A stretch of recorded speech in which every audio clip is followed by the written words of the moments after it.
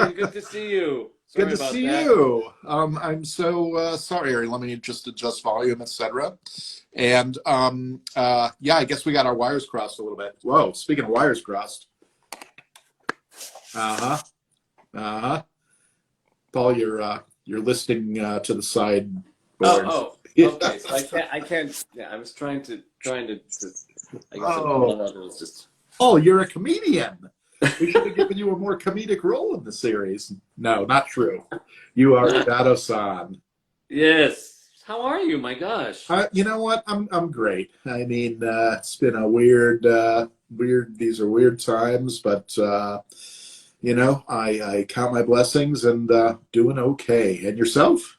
Good. Good. I'm very thankful that I had to put in a studio in my house Oh, when all this kind of started up because basically my agents were saying unless you have a home studio, you're not going to get any work. So I put it all together, and so now I've been working out of my house, so which is great. as a result, so you were able to do this during the pandemic, and Yes, at the very top of the pandemic, yeah. we just I was able to get this great studio online, for like half of what it would have normally cost. Oh wow.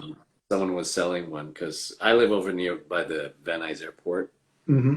So, I had to have a sound booth. I could just like rig something in my, closet or anything. Sure, because you'd hear the Yeah, propellers. Yeah, yeah. yeah. So, but it worked out good. So now I have my own whole studio set up, and you know, I've been able to do stuff at home, which has been great. And are you speaking from the booth at this very moment? No, no, no. I'm actually speaking in just my guest room. Um, Because that's um, more casual and More casual. yeah, Yeah. yeah. I'm actually holding this iPad. um, how are you? What's good? Are you writing anything new going on? I am always writing. Yes, I have a few different projects that I've been juggling, and I'm in that period of developing and pitching and seeing what will stick. So, of course, always checking in with Houghton Mifflin, now HarperCollins, and about Carmen, and keeping tabs there, and hopefully someday we'll see more Carmen stories. Oh yeah, do you think there'll be more Carmen's coming up, or is it Now, sort of? I don't want to conjecture. I think there Yeah, will be yeah, more Carmen at some point, yeah, animated Carmen, but yeah, I know what I would do. I would love to continue yeah. stories in this world that we've created with all of these characters, and so and I have a lot of it worked out right up here. And Wow, already? yes, I do. No, Well, yeah. that's great that it's all already up there. So all we have to do is just like, put a little, spigot there and it'll all come pouring out. You right. So, well, we need somebody who will want to commit Yeah, to continuing the making French. them, Yeah, and yeah. these are all big, money and yeah, things that Yeah, I'm not necessarily privy to. So, yeah. but anyway, let's get on to some of the fun Of course, of here. course. I was going to save this for later, but since it's just you and me today, I say let's open with a showstopper, and I think you know what I'm talking about. What? So, fans, we had talked before about why Shadow-san Hmm. didn't get to sing in the Rockapella song, and I gave you the reasons, which were that we produced the interactive special on a parallel path with season 2, and we didn't Hmm. know which would premiere first. And Hmm. so, because Shadow-san's character is so drastically different between season 1 and season 2, because of his developments, and because Chase Deveneaux also was sort of the most continuity based. We thought it would be, we didn't know which version of the character in both cases to play, and that's why they weren't in the special or the Rockapella song. But as you may or may not know, Paul does musical theater.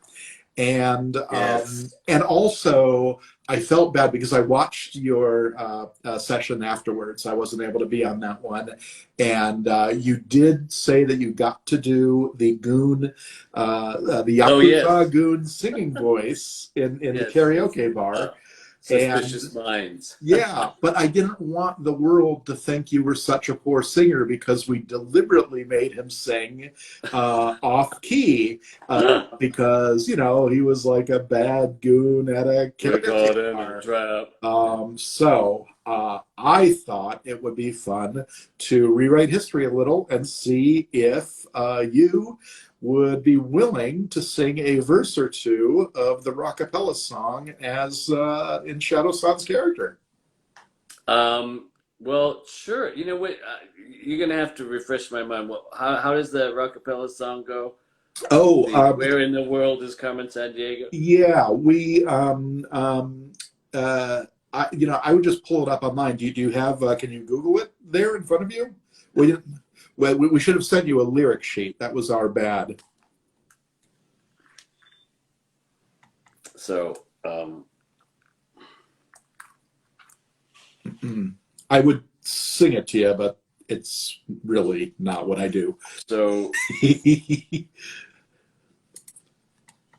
Well, and by the way, really, what is the, what this is about is I just want to prove to the world that you can really sing, and then but if you would prefer, just hit us with one of your favorite musical theater songs that you prefer. Oh yeah, well that Uh, I can you I know, can some do that. Sondheim maybe. Um, Rob Reiser is our bouncing ball, by the way. If you want to, uh, he's I could let me. You know what? I'm gonna pull up some. I'll just put up a little an accompaniment here. great. Oh, I just got texted from Caroline Fraser, our executive producer, and she's in a really the Brooklyn is getting hit hard by the storm, and Oh, it is. I Oh dear. checked in with her, and they're doing okay. So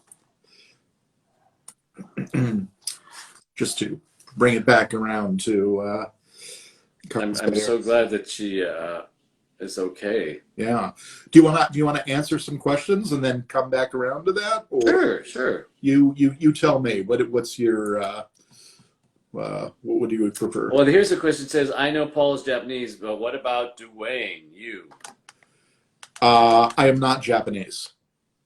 No, but you are I am Italian. I'm Italian on my dad's side, Irish German on my mom's side. Okay. Well, that was Born in Niagara Falls, New York. That was a You little were? bit of my autobiography sneaking into the show. A little personal touch with Player being from Niagara Falls, Canada. So, and anything to say about? I'm looking at. We have some prepared questions, but let's answer a couple of real-time ones. I wasn't looking at those. Someone is asking about Shadow San's daughter, and I will tie this to the question about whether or not Mind Bomb is mute earlier. What I said in one of the previous sessions was, when asked a similar question, is there are certain things that I have in mind as biographies for the characters, but if we don't actually get to those things in the series, then they aren't necessarily canon, because I always leave myself open to exploring that. We may come up with a different, better, more functional answer to those things. So because we never got to the question of whether Mind Bomb was actually mute or just sort of in character, Playing mute. it is that's a question that I don't feel like in my mind he was mute, but I am open to the possibility that he's not. We never got to do that story. I think there's opportunity for further exploration. And similarly with Shadow San's daughter, I had mentioned in one of the other sessions that in the show Bible or in my story notes, I had very early on thought we would explore that Shadow San might have a daughter. and that he had unresolved issues with because of his career in Vile, but we actually wound up doing that with Hideo instead, his brother Hideo. So Shadow-san does not necessarily have a daughter. That was just something that behind the scenes I'd been thinking, and the Oh, I anecdote mean, was that yeah. we wound up doing it with his brother instead. Because I was sitting there thinking, I don't remember Shadow so having a Right. daughter. He has a sort of surrogate daughter, of course, Yes, or with Carmen, of in course, Carmen, of an course. adoptive Yeah, daughter. an adoptive So, daughter. Yes. um, So someone asked me to say hello to Kenny. Hello, Kenny. my cat, you're Kenny. Oh, you have a cat, Kenny? Oh, I nice. do. I have a cat, Kenny. I thought he was going to make an on-camera appearance today because he had a big nap and he was very active in my face. But I think he was just here to see you, Paul. And when we couldn't get you, he through this. So yeah. Well, there was a Anyway. question for you, Dwayne, that says, how did you start working in the film industry? Oh boy, that's a long story. Um, it's actually one that I told in another interview recently. So very quickly, because I don't want to hog it up. I was, I'd always told stories as a kid. I would corner my grandfather on the in Niagara Falls on the front porch when I went back to Hmm. visit in summer. So I would corner him on the front porch after dinner, and I would go, "It's story time." And I'd been cooking up a story, maybe for days, and I would sit there for an hour and just pitch in these stories, beat for beat for beat. And anyway, lo and behold, so I think that it was sort of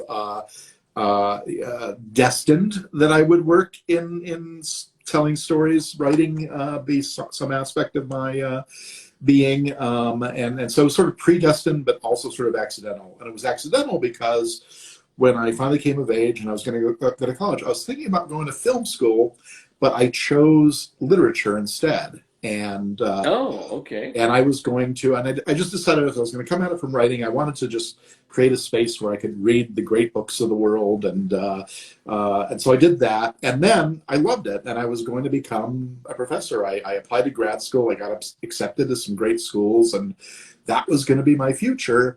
And I took some time off after graduating with my bachelor's, and a friend, a very dear friend to this day, was just starting his career as a storyboard artist and said, "Hey," and I was sort of looking for a summer job, and he was like, "Why don't you come pitch some stories?" And that was sort of the rest is history. There's a lot more detail and some twists and turns, but that's the so it was sort of predestined, I feel, yet accidental. Well, yeah, Yeah. exactly. I mean, if you've been telling stories since you were a kid, you know.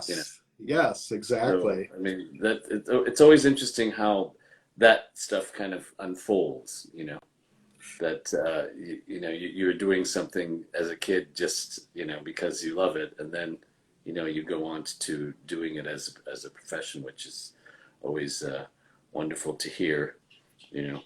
It was an amazing bit of kismet.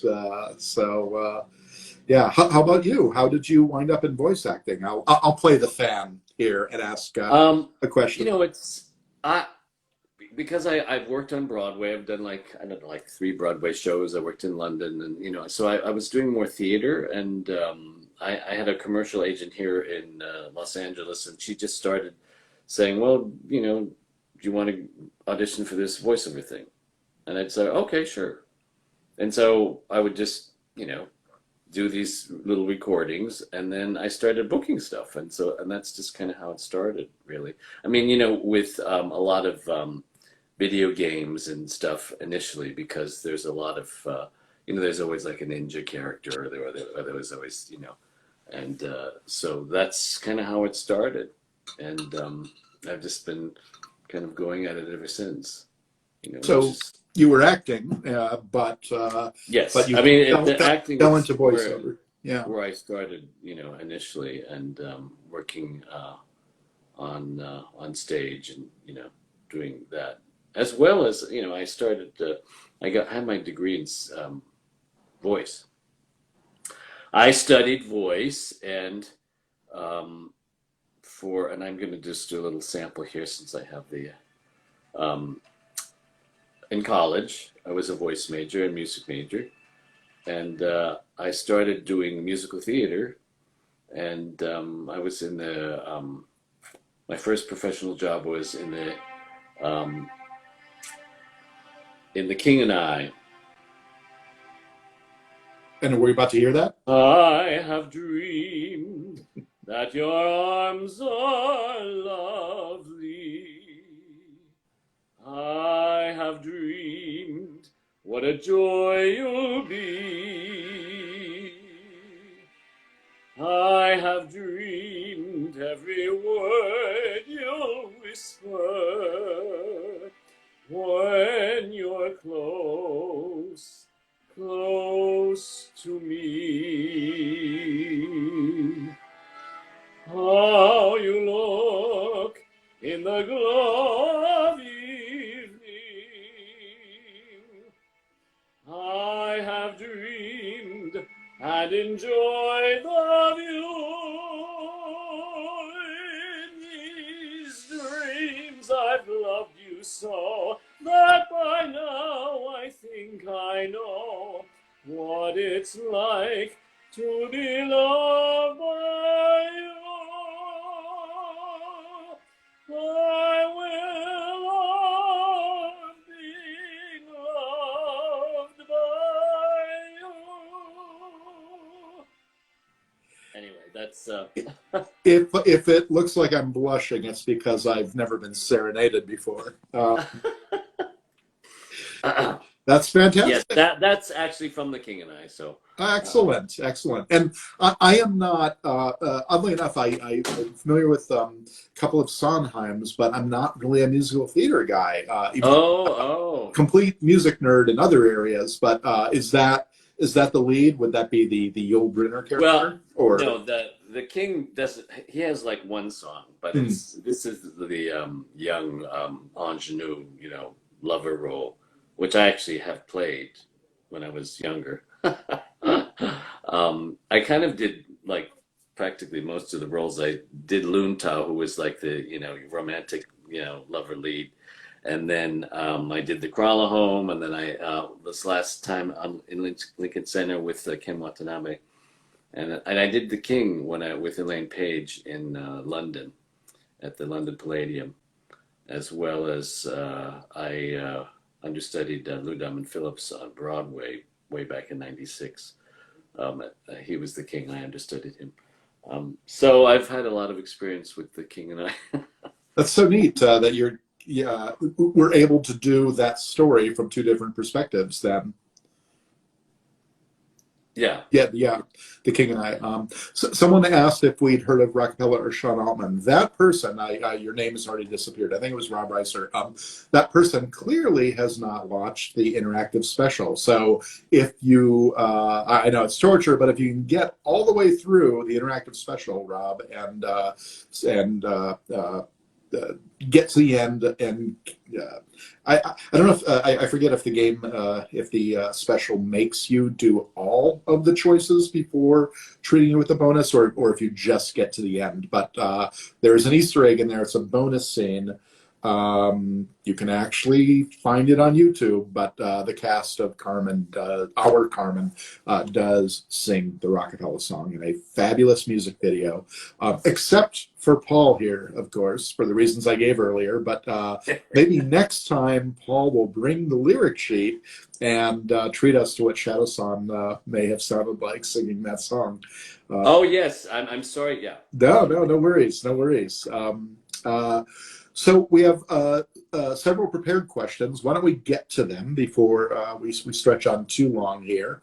One of them is a few specifically about the episodes today. I know you weren't in 303, Paul, but we have a couple here. So Elk Frizzle asked or mentioned that her dad referred to this season as Mask Week, and yes, that's exactly right. It was definitely planned, intended to be a mask-themed miniseries, and we had to get very clever about how we were able to work in Halloween twice, because of Carmen's geographic trajectory. You know, we got to Day of the Dead first, and we're like, oh crap, how are we going to get Halloween in? But you've seen the episode, we did, and everybody got an opportunity to wear Halloween costumes, but Shadow-san didn't. And somebody asked if would Shadow-san have partaken in the festivities because, as we saw, it's a big Vile faculty tradition to wear Halloween costumes, and they really get into it.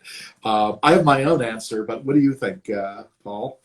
That would Shadow-san have worn a costume? Exactly. Every Halloween. What do you think it was like being on Vile faculty for the previous 20-some years with the other faculty members when Halloween rolled around?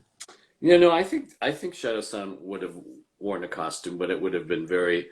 I mean, I think he would have probably worn the same costume every Halloween, and like probably like a big black cape, with just like a kind of like a white kabuki sort of like mask That's exactly right. That's exactly with like a hood.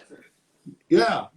That And seems. I don't see Shadow-san having like the sense of fun that the others had. Yeah. And knowing Shadow-san and his seriousness, I think he would have been miserable. Like they'd be like, Halloween's coming, and you'd be like, exactly, yeah. So Yeah. But so that would have been his basically kind of homage to Halloween, something like begrudgingly putting on but just like a big black cape with a big hood, and then maybe sort of like a kind of like a one of kabuki, those kabuki kind of like devil sort of mean masks. because then he could sort of hide behind it. Yes, exactly. Yeah, and He could hide behind it. roll his eyes, a lot. Yeah, That's exactly what I would have. That's what I envision him yeah, doing. that's exactly my thought too. Yeah, very, very serious. And, I mean, there's another question here which ties into that, but Shadow-san as a character, especially on Vile Island, he had so many secrets. He was sort of, living a lie in many ways, and, had a very, it was a very sort of complicated charade that he was playing. And I think, his choice of Halloween costume would feed into that. I think he's better at wearing a mask, proverbial or literal, than showing his true feelings. And I have to say the costumes in all these episodes were so much fun. We and the writers had great fun, coming up with, what would Zach be wearing, and, coming up with the perfect costumes for them.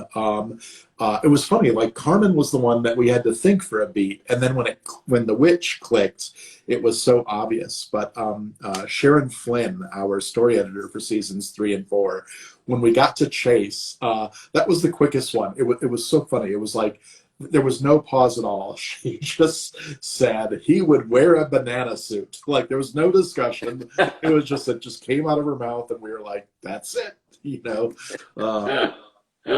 Some things are just perfect. Sticking with 303 for a moment, getting off of the costumes onto another topic, food. Someone asked the we don't have a name for this person who asked, but the Crawfish King from the episode, his treasure was his great-great-grandmama's original secret recipe for her crawfish seasoning. Is there a family or personal recipe that you would consider a treasure, Paul? For Shadow-san?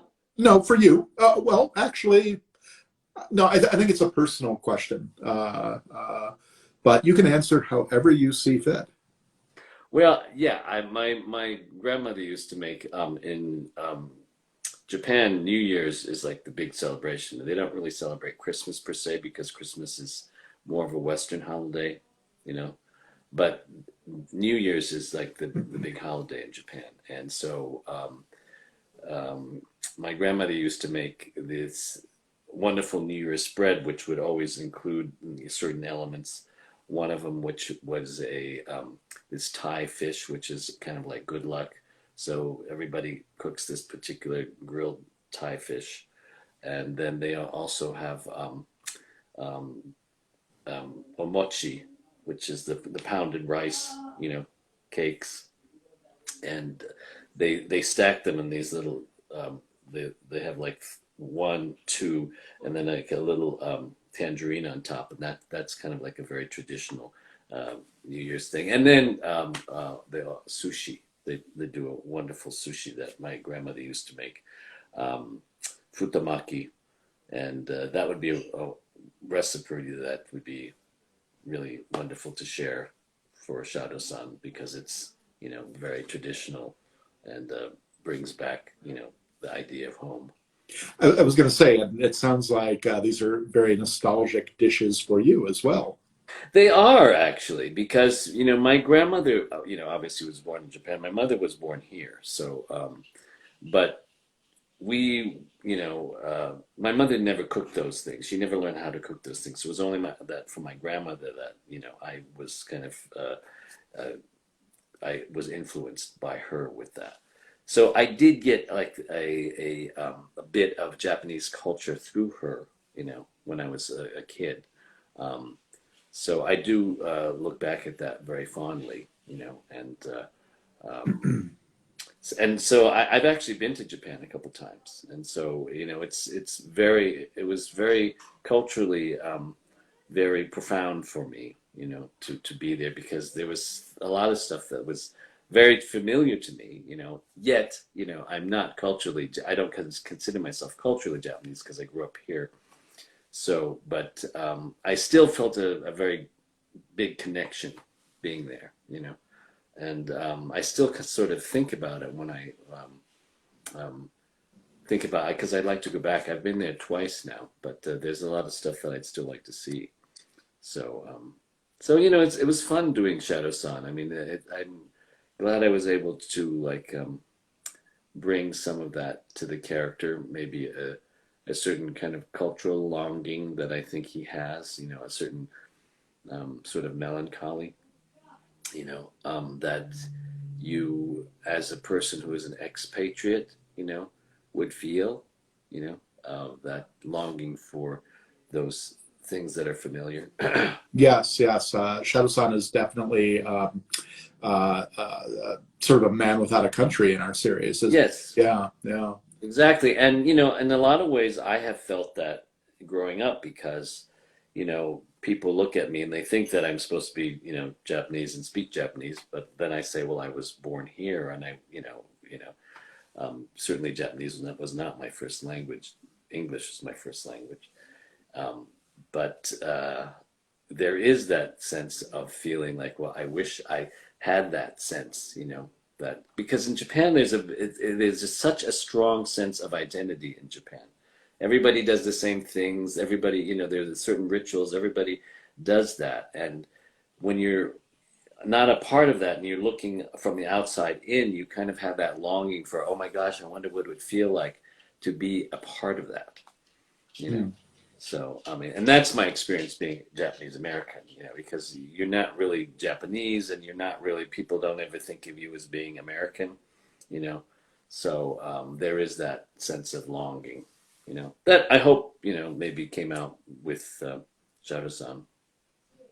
Yeah, I certainly. Is that a little bit too much more? No, what I think for this group, never too much. I think they really dig into the details, and even on their own. Actually, you guys have come up with some questions and observations that have blown even me away. Like where I try to think of everything from all angles before I put it up on screen. And there's actually one today that I want to get to that.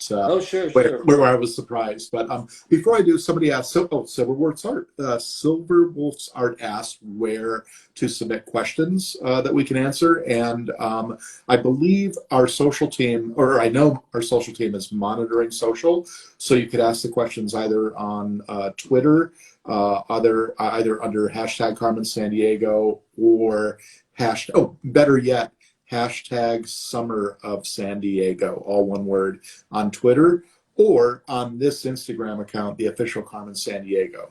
And you can either do it just in general, and our social team will read them and find them, or when they post the guests for every Sunday, which tends to be the day before, like on Saturday, I believe she'll post, sometimes same day. But when that post comes up, when you see who the guests are, if you have a specific question for that guest of the day, then you can put it in there. So that's how you get the questions to us. So thank you for asking that. That's good to know. I didn't even know that. Yes. So yeah. So look, Paul, if you have any questions for me next week when I do the show, now you know where to put them. Okay. All right. I'm messing with you. Okay, so let's see. A couple more 303 questions, and then we'll get to your episode, Paul, 304, The Masks of Venice. But, oh, you know what? I think we may have answered all the 303 questions. Okay, 304, Masks of Venice. So we have one question. Oh, first off, I would like to do a shout out to your counterpart, Hideo, played by Mike Hagiwara. And I have a confession to make, or a little behind the scenes anecdote. Mike was actually our runner-up for the role of Shadow-san, and so you know, he also did an excellent audition, and so I remembered him. And when it came, you know, when we realized we were going to do a episode about Shadow-san's brother, not daughter, we didn't even audition for it. I was like, oh, you know, that guy. So, and here's another behind the scenes. When we did 203, I hadn't thought beyond that, and I actually didn't know whether or not we'd be bringing Hideo back. I think maybe in the back of my mind, I thought we might, you know, explore that relationship again. But to me, the way that episode ended was so, you know, emotionally powerful that I wasn't in a hurry to sort of undo that. And Netflix actually asked, they didn't request, they asked when we got the new season pick up, and they said, hey, you know, so do you have plans about, you know, Hideo and Shadow-san ever reconciling? And I said, you know, and normally I do have a plan of some sort. And I said, I don't know. Let me take it to the room, the writer's room. And so I did, and we started kicking it around, and that's how this episode came out. And, okay. And I thought it was great because I thought we were able to do it in a really interesting and engaging way, and without really undoing the other episode. It felt like a natural, you know, sort of evolution, and I felt really great about it. So, and then of course it gave us their ultimate reconciliation and their happy ending at the end of our series, or this chapter of Carmen's journey, as I said earlier. But and it's actually funny because I've known Mike for many years. So. Oh, have you? He seems yes. like such a great guy. Yeah. We did a commercial for United Airlines together years and years ago, you know, and that was kind of, I think, where I first met him. So, but of course, you know, the Asian acting community is small, so you see people, you know, at auditions and stuff all the time. So. Someone is asking, is it Hideo or Hideo?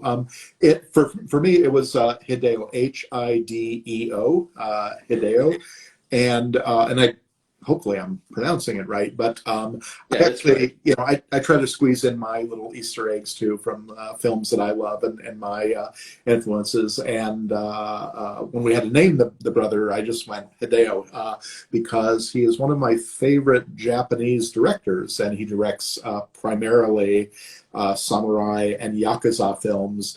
And he's one of the more, I don't want to say culty really, but one of the more, one of the less Western directors. Like everybody's heard of Akira Kurosawa, right? Yes. But Hideo Gosha has many samurai and yakuza films under his belt. He's no longer with us. But here, just when I think like I'm the weirdo with really strange film references and stuff, Rian Johnson, when he did The Last Jedi, name-checked Hideo Gosha's films. And one of Hideo Gosha's characters, I believe it was from the film Goyoken, now I'm nerding out, is actually the the inspiration for how Mark Hamill played the older Luke, you know, in his sort Oh, of really? lost man without a country stage in The Last Jedi. So I was like, aha, finally,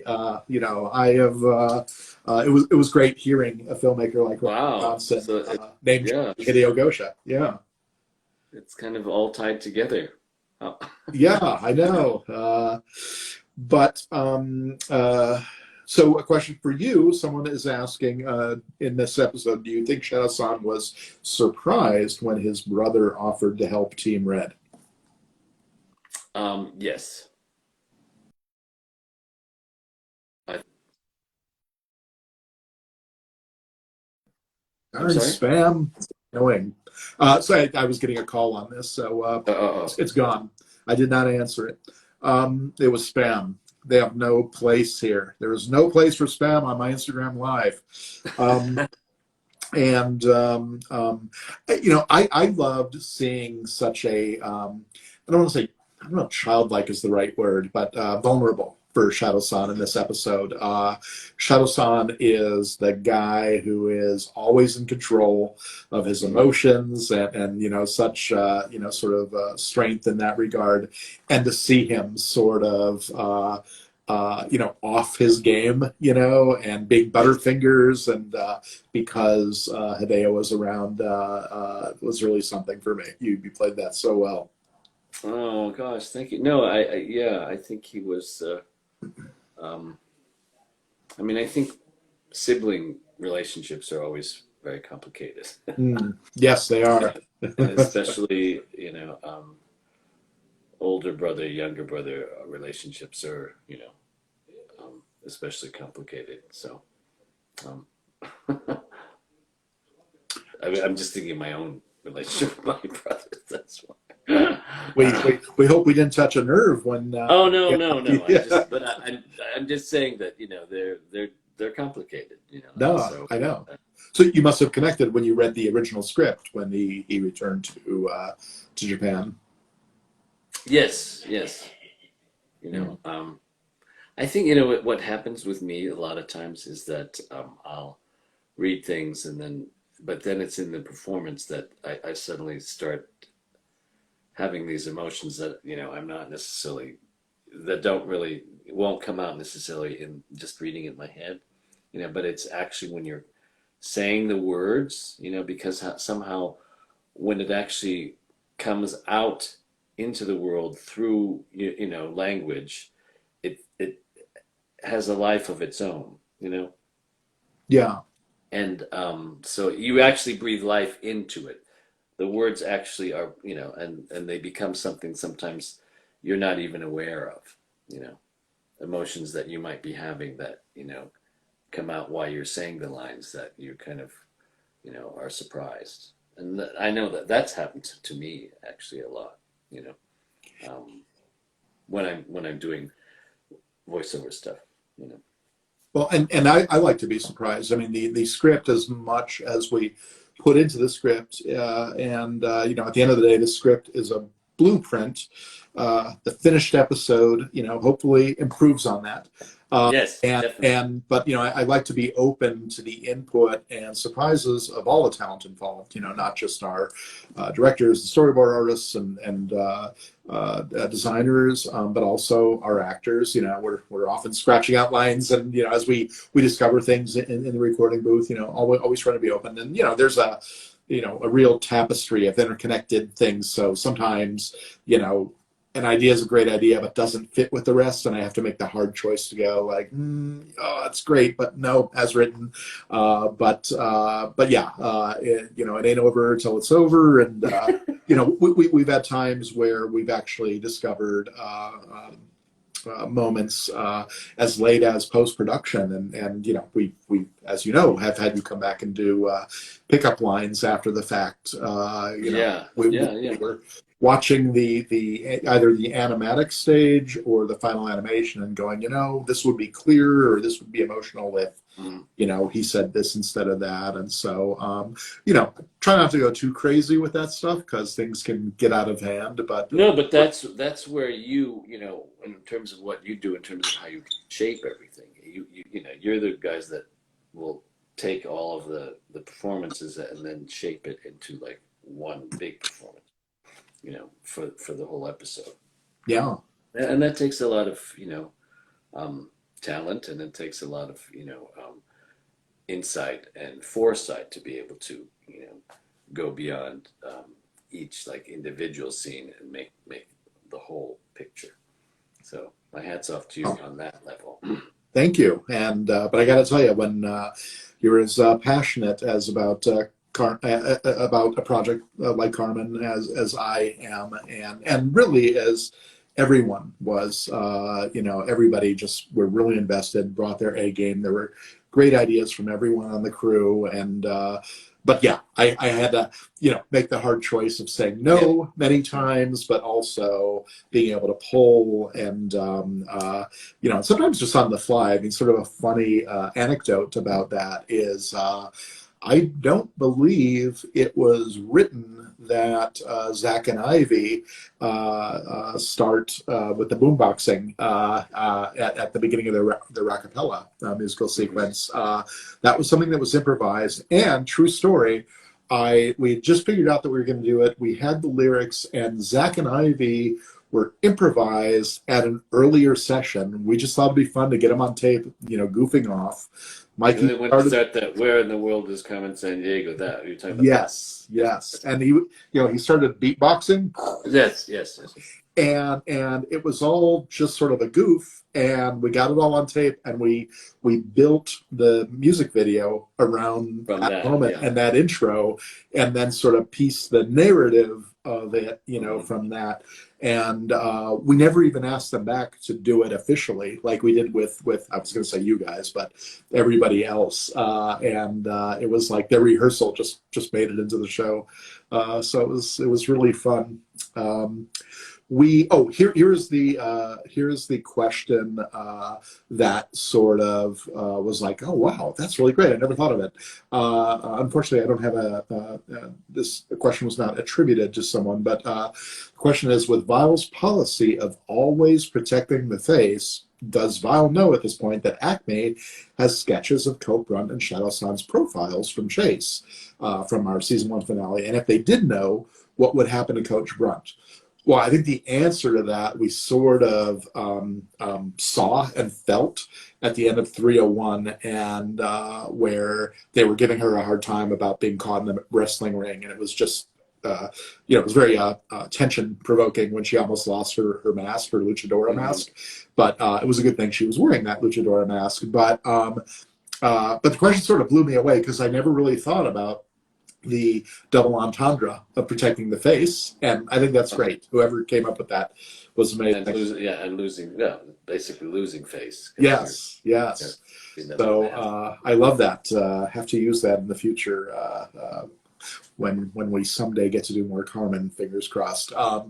Okay, we have a Neil the Eel question, and this is an excellent question because it's one of those things that we never codified in dialogue.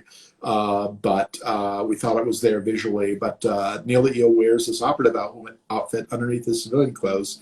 Is his suit special, and how he's so slippery? And the answer is yes, absolutely. We got to get the directors onto one of these, but they had a very specific idea of what the material was in his sort of slippery suit, and it's not like real grease, but I think it's some sort of electrostatic, material. And they were very careful to point out, if you watch his original appearance when they're in Moscow, you get shots of Neil's feet, and you see that he's braking, that he's stopping himself, because if his suit were entirely slick, he wouldn't be able to control it. So the idea is that he has I don't know if there's suction or whatever, but the hands and the bottom of the feet are dry. And it's why in this episode, Carmen is able to defeat him by spilling the olive oil, because now his pads on his hands and his feet are all slippery, and he can no longer control the slippage, as it were. So that's sort of how his suit works, and I think our directors could probably answer that a little bit more thoroughly at some point. But that's the basic idea. Um, Kind of like gecko feet. yeah, like Gecko. I should have said that from the get-go. Dum-bum. Yeah. Take my wife, please. My work is done here today. All right. You know what? We're moving. We're getting close to an hour, but I have a couple more from this episode here. Prepared questions. Elk Frizzle asked in 304. Zari, Agent Zari, seems to genuinely smile when she finds Chase with the masks. How much of this is because of the sensible mission, and how much because she actually likes Chase? I think Zari I don't know if like really factors into it. I think she starts to respect Chase because of his accomplishment here. But of course, we, the audience, know that Chase is able to pull this off because of Carmen's manipulations. But he's starting to wise up and listen to Carmen, just like he was starting to become a better detective when he started listening to Julia, finally listening to Julia in his dreams or otherwise. You know, he is now becoming an even better agent, listening to Carmen. So it's our female power messaging, but it also just works for the character. I mean, the women in our series make the men stronger, and I really love that because I think it was if we had more episodes, we probably would have played the obvious first, which is now that Chase has a hard-ass new partner, his life was going to be miserable because, and it's sort of like just desserts, right? He always gave Julia such a hard time, and now he's with someone who's not a blowhard, but who's going to make, keep him on point and make his life rough. We didn't have the episodes to play that out, so we went right for, we played that for a few beats in the episode, but we went against expectation, which is, Chase actually makes some positive headway in the episode. And even though Carmen's behind the scenes, manipulating that, on the surface of things, Zari sees Chase being a capable agent and respects it. So that was sort of the beginning of the end with Chase, the beginning of the end of old Chase, and Chase moving into being a smarter agent of Acme. Let's see. Do we have any questions for... Oh, here's one. Here's a general question. Again, not attributed to anybody. I'm sorry. For you, Paul, what kinds of fun do you think Shadow-san and Carmen got up to when she was growing up on Bile Island? Or do you think he kept his distance? I think he probably kept his distance, but I think there were moments in which he took her under his wing and maybe gave her a little bit more attention, helped her through maybe some kind of difficult problem, but then he would go back to, being the kind of authoritarian, strict person, but I think he definitely showed small moments of tenderness and knowing that she was unique and special, but never letting her know that he felt that way.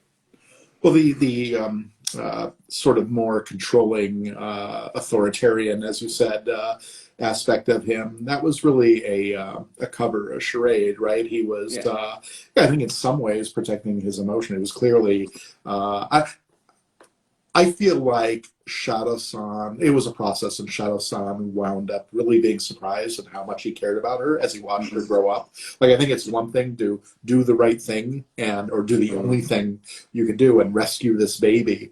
And then you're like, oh gosh, I'm starting to have feelings. I want to protect her. And you know, in 203, I think I said 302 before, 203, dyslexic day, when Shadow-san goes to Japan, that episode, we open that episode with flashbacks, and we see Shadow-san being sort of doting and sweet to Carmen when she's just a little kid. And then when we jump ahead and get older, we see her becoming more stern and, you know, keeping her more emotionally distant.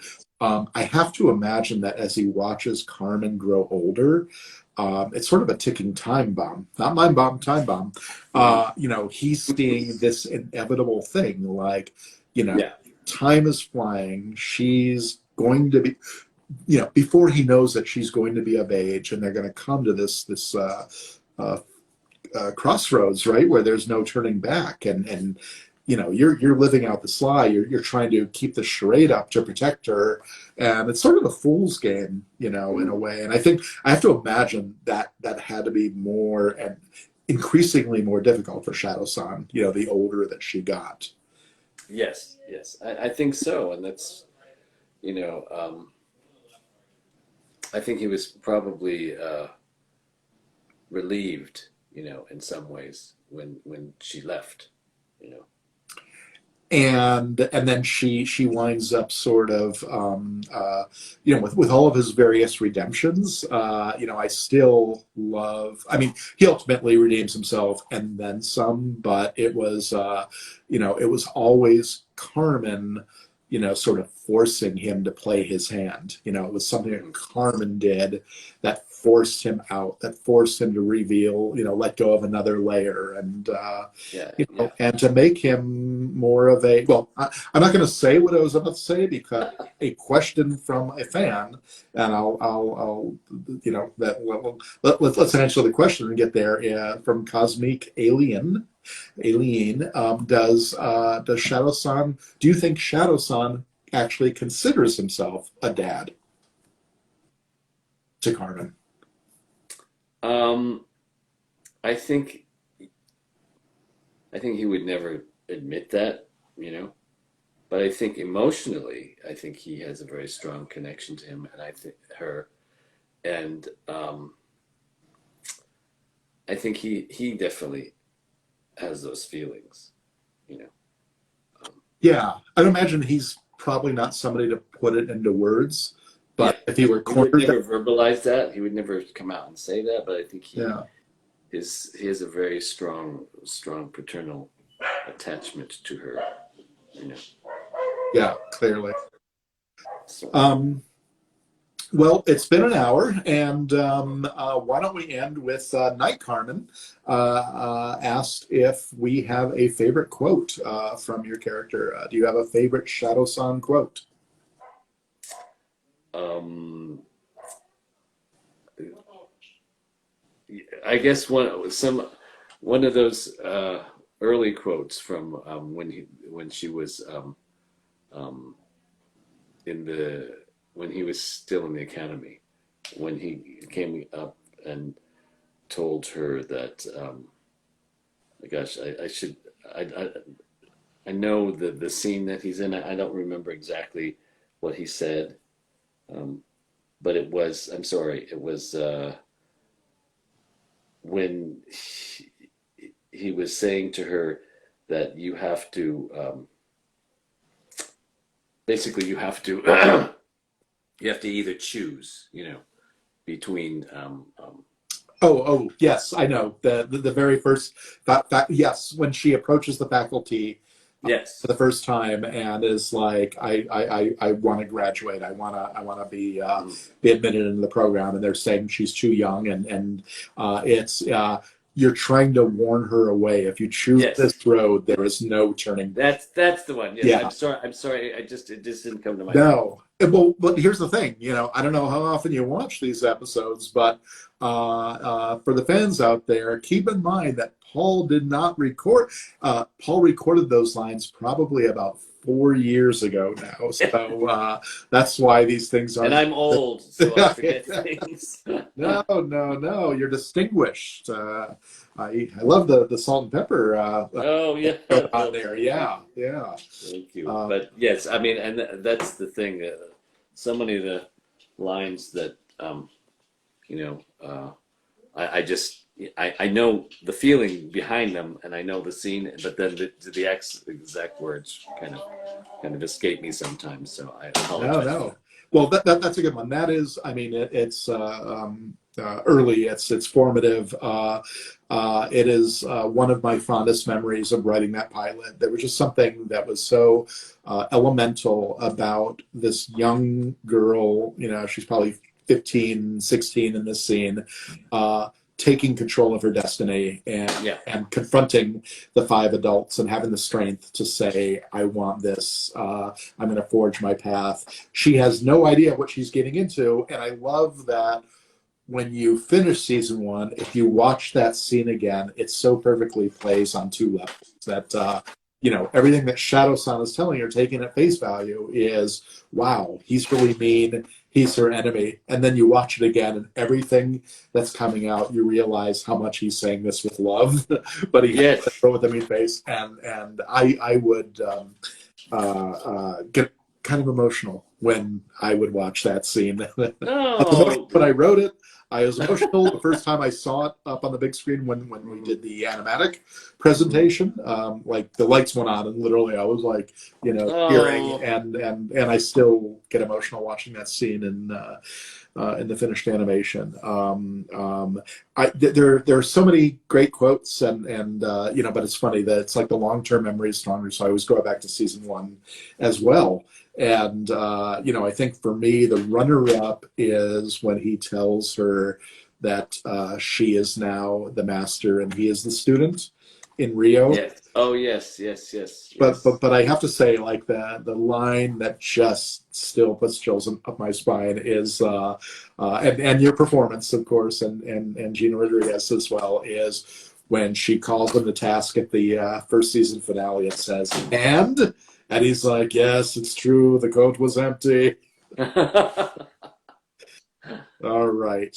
And anyway, on that note, our coat is now empty. So any questions that we didn't get to, hang on to them and ask them next week. Either put them out for our social team to see or join us next week. And I'll be back next week for our Mask Week finale. And again, I think a couple of new appearances or first appearances on Summer of San Diego. From what I understand, Oh, who's going to be with you next week?